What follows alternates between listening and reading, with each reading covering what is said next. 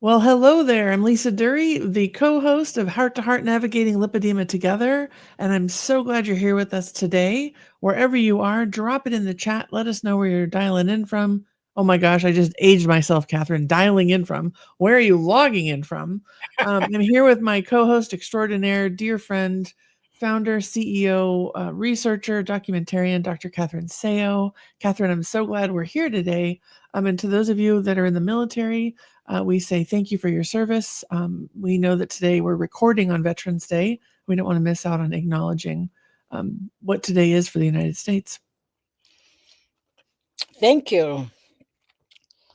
And this is Cara Mia, who's the shy one. Rarely comes up and around. Bella's usually the one that's here. So I always take it as a special. Sorry. I always take it as a special blessing when she's around. Yeah.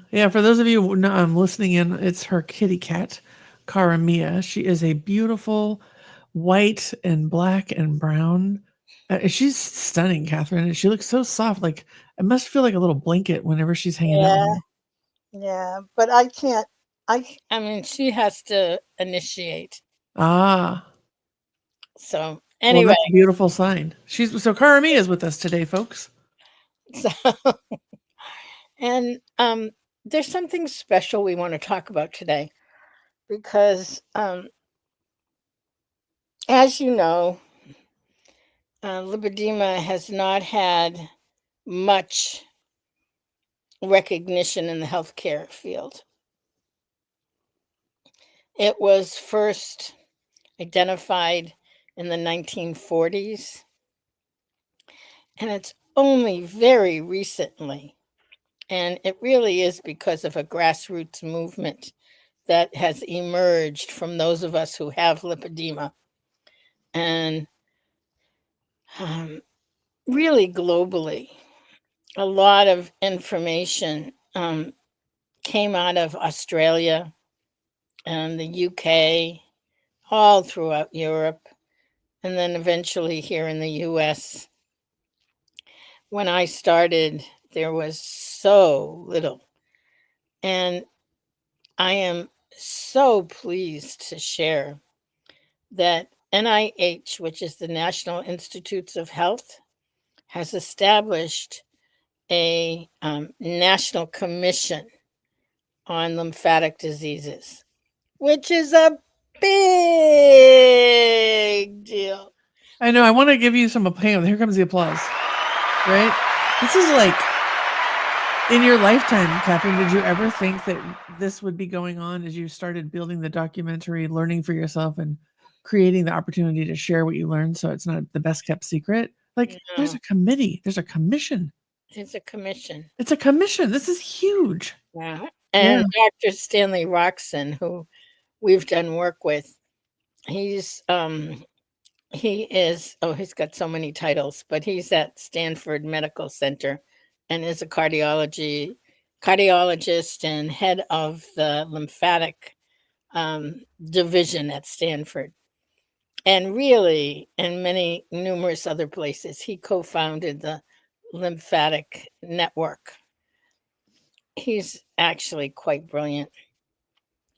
Anyway, he is one of the co-chairs, and this is like remarkable. So, what they're doing is a deep dive into what's needed, where are the challenges, where are the opportunities, and what do the patients need. And so, drum roll, please. They invited us to speak at the town hall next Monday. So, we will not be on air next Monday live because we will be um, in the town hall at the National Institutes of Health. Here is I'm going to put the page. This isn't the link to the Zoom because the town hall will be a virtual, and you are invited to join us. Okay. You know what? I put it in the wrong. That was cute. I put it in the wrong. in the wrong list. So while you're pulling up the link, Catherine, for those of you listening in, you can still use the link. They do have a replay as well, but for those of you live um, with us this week, it's definitely worth looking at. This is a chance for your voice to be heard. And when Catherine says we're going to be there, one of the things that I'm blown away by is the opportunity that's been presented to Lipedema Simplified and Lipedema Project as part of this, because we get to share what we do, who we do it for, what we all need, and what's going to make life better for us as patients, as the organization. And I think even 2.5 years ago, when I figured out I had lipedema, I was so frustrated at the lack of information that I could find in one place. Then I found you, Catherine, and Lipedema Project and Lipedema Simplified. And you guys have been, the community that's been guiding me with your expertise, of course, on my own journey. And so to hear that the government, if you will, the National Institute of Health, is actually focusing on this gives me so much hope Mm-hmm. that they care and they want to know more. And I think for anyone who's new, because I know we're getting new people every day, you might wonder, why is it a lymphatic commission when we're talking about lipedema? And I'm wondering, Catherine, can you make the tie for people? Because I know you and I are coming at it through the lens of our own lived experience.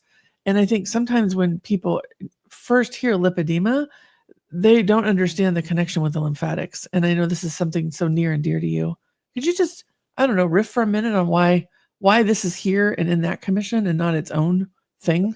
When I first started, lipedema was termed a fat disorder. It is. And then the more you get to know about it, you realize that it very intricately involves the lymphatic system. The lymphatic system is core in terms of immunology and the balance of fluids in the body.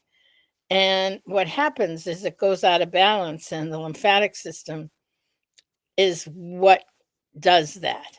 And so, even though in early stages, lipedema does not show up as having a lymphatic component, we really truly believe that it does. And it just is not visible. And it can take years for it to become visible. And by the time you know it, it's too late in a lot of ways. But never too late. It's never too late. So when Bill Rapisi, who is the president and CEO of Learn, the Lymphatic Education and Research Network, did a lot of lobbying and was integral in getting this commission established.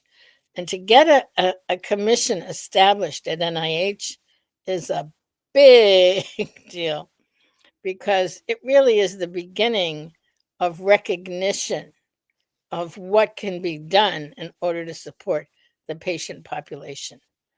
And those involved in giving services. So it's pretty awesome. It's awesome, Lisa. It Yeah. really is. It's almost, I watch your smile whenever you talk about it. And I put myself in your shoes from the beginning back, 29, 2010, 2011, 2012, as you were on your own journey starting to better understand this, to be in 2024 and to see the momentum that's happening. I don't want that to get lost in this. And I really hope, we've got people here from Wisconsin, England, Oklahoma, Michigan. I know that their lives are impacted just as much as ours. But if we don't talk about this and we just show up at this commission, that's not even in our value system, right? The values is the wisdoms in the patient and the community. Yeah. And while you did the documentary, you've always integrated everyone's voices into every step of the way. Mhm. So for me, I can't wait to see you in action and to be there with you and to be, a co-presenter on this with you. It's one of the, I don't know if I'd call it dream come true, because I didn't know I was dreaming about it. But as I see that it's possible and what's possible, it is a dream come true. Mhm. And I know you've sent out a survey to the community asking for input. Is that something you still want to get input on today, or what's the I plan for that? just got the link and I'm about to put it here.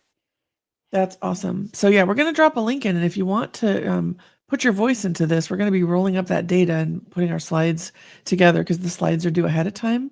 So yeah, please drop your thoughts here on this Google form.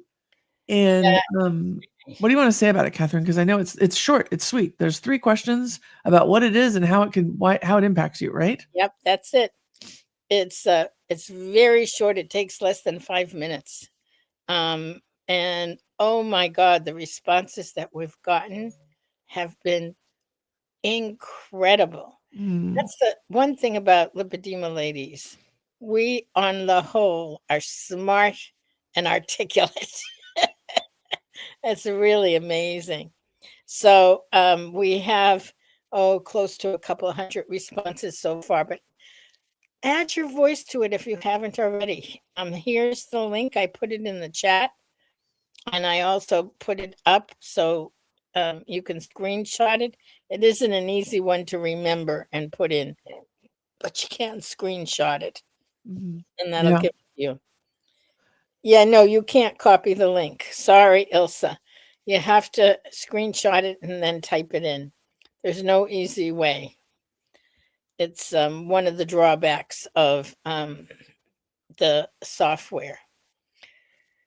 Ilsa has another question here, Catherine, I think is important. It's a little bit up in the chat, and it's, Mm. do you know if this new regulation also applies to the rest of the world?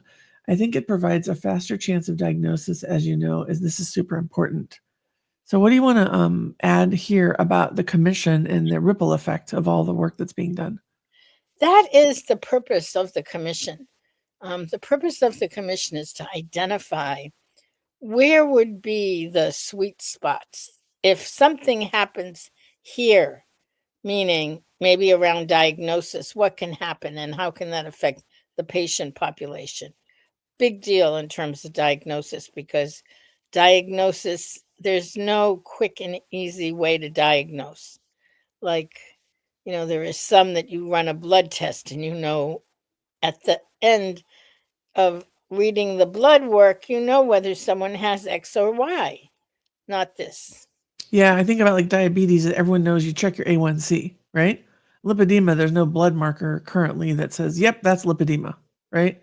And so this is, yes. So Ilsa, the good news is that this is going to have a ripple effect globally. This is being done in the United States. And Catherine, do you know, I don't know off the top of my head, but who else is presenting or what organizations are representing, just so people get a sense of the breadth? Oh, I know that Gunter Close, who teaches internationally lymphatic therapists, he's going to be there. And he's going to be also speaking at the town hall. I know the Lipedema Foundation has representatives there. Their main focus is on research, and it's global. Um, I know Bill Rapisi from Learn is going to be there, and he'll be speaking. There were a few other organizations. I don't remember everyone Mhm. off the top of my head. Um, but the idea of a town hall, which is great, I can't imagine anything better, which is a global voice.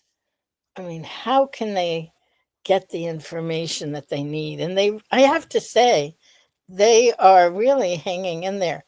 They sent out a survey a couple of months ago, and the response wasn't fabulous. They got some responses, but I must say it was a very scientifically geared academic survey. And, when I looked at it, I went, not going to work for most of the patients. Mhm. But this one is simple and straightforward. As a matter of fact, I will show it to you. I am.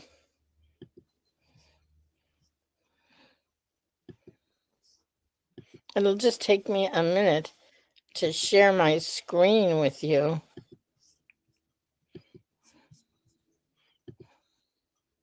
Okay, that's the commission. Hmm.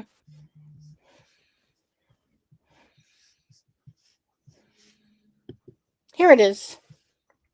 Okay, so what we're showing is the Google form that we're going to be using to collect the data. So it's called NCLD Town Hall 2024.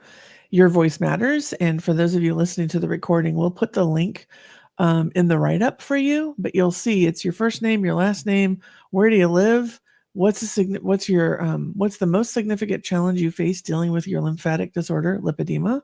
What's the impact of that? And you just type in your answers, and then the resource challenge is what's the most significant resource challenge you face with your lymphatic disorder lipedema, and how would having access to this resource enrich your life? And then the third one is what's your top wish for improvement? So if you could wave a magic wand and have one activity, support, or resource that can improve your life with your lymphatic disorder lipedema, what would it be, and how would that improve your life? And I think, because I answer all of these personally, as well as we have 163 responses so far. So add your voice, ladies. Add your voice. Please, please, please add your voice. Yeah, and the way that the town hall is going to work is we have 10 minutes to present, and they've given us the topics to present on. And then I believe there's like a further discussion after each organization shares their answers to those questions. So there will be, I think, dialogue as well. It's not a one-way thing, which to me, I mean, in the world that I live in my day job, right, working at RLD Group, we run focus groups and do strategic planning all day, every day with our clients. And we know and believe, just as Lipedema Simplified and Lipedema Project subscribes, is that the wisdom is inside the organization. So it's inside the patients, it's inside the researchers, it's inside, the caregivers. We all have wisdom to share that's going to move us forward. So bringing your voice is actually not only a gift to the commission, but it's a gift for yourself and everyone else who's tuning in. So please answer the survey if you can. And Catherine has up the link again so you can follow the National Commission on Lymphatic Diseases and share this episode with anyone that you know whose voice needs to be brought in. I mean, this is all the links will be here. It's really easy to contribute. And we really do want to make sure that we're representing your voices, not just our own experience, right? Because that's where the wisdom is. Yes. The other thing, and I want to make this announcement here, is we have been getting so many new people who've just heard about lipedema, or somebody sent them an email or forwarded something and said, this is what you might want to look into. And so we are starting we're calling it Lipedema 101, the basics of lipedema, understanding what it is. Oh my goodness, someone's just recovering from a total knee replacement. I'll come back to you in just a moment. Anyway, the first one is on November 21st. I forgot. So yes, we'll put the link in for you again. Give me I'm one second. so sorry. I forgot to turn my phone off. That's all right. Let me give Ilsa the link. Just 1 second. I don't know if I can copy. I don't think I can copy. Oh yeah, I can.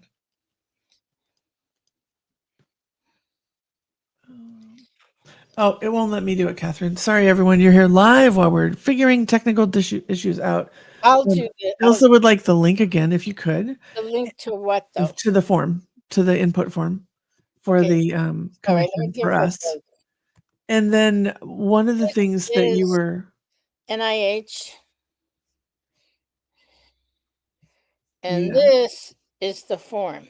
Okay, there you go, Ilsa. There's your form. You can screenshot it. That's the Google form. So it's forms.gle/lowercase TIW uppercase WUX lowercase o uppercase KKJ lowercase v uppercase V lowercase NID and the number 76. So yeah, screenshot, type it in that way. It'll help you out. And Catherine, before your phone rang, what you were saying was putting together, like, I'm going to call it an overview or an entry point for people just learning of lipedema. I think it's important not only for the patients, but the family members.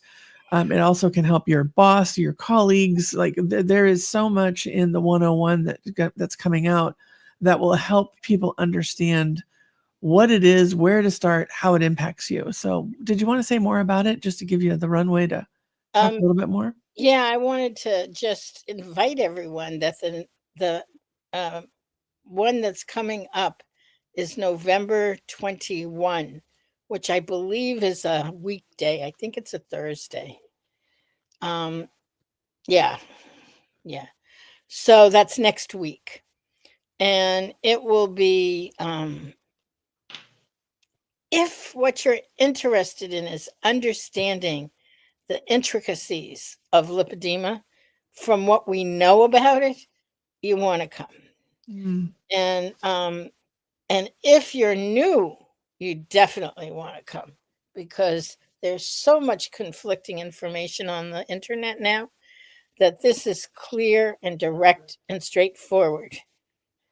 Well, and rooted in science and research. It's not one person's experience, right, where they're sharing it on Yes. their own Instagram account saying, "This is lipedema," which is so important. What you're doing is bringing all the expertise into one place with, 12 plus years working in the community and bringing it forward Yeah. so that it isn't so confusing because what works for one person doesn't work for the next. And I think that that's a differentiator between um, all of us making an impact in how we work. Because I share my story all the time, but that doesn't mean it's your story. That doesn't mean it's Ilsa's story, right? Or anyone else's story. What I love about the way that the programs come out of Lipedema Simplified and Lipedema Project is it's the wider lens for all of the considerations so that you can have your best experience with lipedema that's going on in your body, right? And I think it's a real important differentiation instead of just everyone, well, this is what worked for Lisa, but that doesn't mean it's going to work for you. Right. Right. And you may have different things. Well, Catherine, you've got central lymphatics going on. Right. And Yeah. I'm going down the obesity trail right now. Right. And they all come together, but each of us has a unique experience that we can bring forward. So the 101, I think, will help people discern what's going on for them and what's important for them and not just take a blanket, oh, well, this person works for them. I better go try it. Yes. Oh my God. That is possibly the most important message that we can give to you, that you are unique and not everyone has the same configuration, and therefore, not everyone can have the same solution. And that's what makes it so important. So, and because there's been so much interest, we are having another surgery master class sometime in December. We don't have it set up yet, but we will be doing that. I And think it's wonderful. I just want to point out a Facebook user just shared with us a knee replacement, and the swelling is horrible. Um, Yes, I just want to say we were just talking about it before we got on. Knee replacements are so difficult. Just so difficult. And so hang in there, and if we can be supportive, let us know. Yeah, I think one of the things that, and we can't see your name, it just says Facebook user. If you could drop in chat your name, we'll call you by name. But the swelling compromises the range of motion, and I feel sure that a lot of the swelling is from the lymphedema. And I can't understand why the doctors totally get by with calling it cosmetic surgery. And I think what you're talking about is lipedema removal surgery as being cosmetic. Yes. Um, I think one of the things that I've come to understand is my own journey towards surgery, and now surgery being postponed while I navigate some of the anesthesiology concerns for my own unique situation, my own body. Um, I don't know that it's just the doctors calling it cosmetic. I think a lot of it is insurance. I think a lot of it is anti fat bias. And I think a lot of it is misunderstanding. So I am with you as far as how might we help people understand. And honestly, that's why a lot of us call it lipedema reduction surgery, not liposuction, because even naming it what it is gives it a little bit more credibility than just, oh, you're having lipo, okay, you're going to go say no. This is like a major life-changing surgery that comes with a lot of considerations and time for recovery that is much different than a standard liposuction to reshape or to contour. Yeah. Yes. And Oh, I Becky Anderson, thank you, got you, Becky Anderson. oh, Yep. good. Thank you, Becky. I think I think the takeaway message from today is that there is progress being made, and you have an opportunity to have your voice be heard. The purpose of a town hall is just that, so that there can be a collective awareness of where the conversation is and the direction that it's going in. And I think that that's the most important thing. Um, one last time, here is the NIH link. There it is, screenshot it. There's no easy way to put it in as a hyperlink. I apologize. That's a drawback of the software. So if you can, you can just screenshot it and you'll be able to um, replicate it in your browser. Yeah, and I think if I could tap into the most important message, Catherine, I really, I'm a little tongue tied on this one. So we do this every Monday. We typically try and bring forward helping people navigate, full time lipedema care with full time whatever, whether it's your career, your home, everything in between, right? Because we've navigated so much of this. And one of my hopes for this is that as we navigate life and caring for our bodies with this disease, that this town hall, if you go, if you can, will open your eyes to see that you're not alone, right? Because it's just such an isolating disease. And even yesterday, there were moments I felt alone in it while I was, at an orchestra performance and the world was going on around me. I know I just remind myself I'm not alone, but something at this level, knowing that the government is involved in working to better understand and try to help, we're not alone. And the more we bring our voices in, the faster we can accelerate this. So while it is a chance to listen in, I also think it's a chance to be seen and to feel seen, which many times in our day to day lives, we don't feel. Mm-hmm. We don't feel. I don't. Right. And so, yeah, I think that's what's on my heart is that this is an opportunity to be seen and to feel connected and not alone. Thank you so much, Lisa. You articulated it so well. Come join us. Come have your voice be heard. And thank you. And we will see you live, not next Monday, because we'll be at the town hall, but the Monday after that. And Lisa has a wonderful guest coming up. Lisa, do you want to tell us about the guest you invited for? Oh, yeah, yeah. So we have two guests coming. Uh I don't want to give too much away because it's such an important thing, but I do want to say that when you think about being in your body and being in the world, many times people with lipedema suffer and experience anti-fat bias. And so we're going to dig deeper into size, body shapes, and what does it mean to actually bring that forward in the world as an advocate, an ally, and also a business person. So the team that's coming in actually has launched a program to certify spas to be size inclusive. Mm, And you were doing the work with Nina, and I was thinking to myself, when's the last time I had something other than MLD where I just would go to a spa and, have a treatment, which I used to do all the time.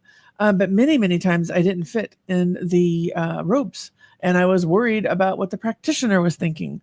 And so these lovely advocate allies and businesswomen have created a way to help spas better understand size inclusivity and why it matters so that we can care for ourselves regardless of our size. And I can't wait for that discussion.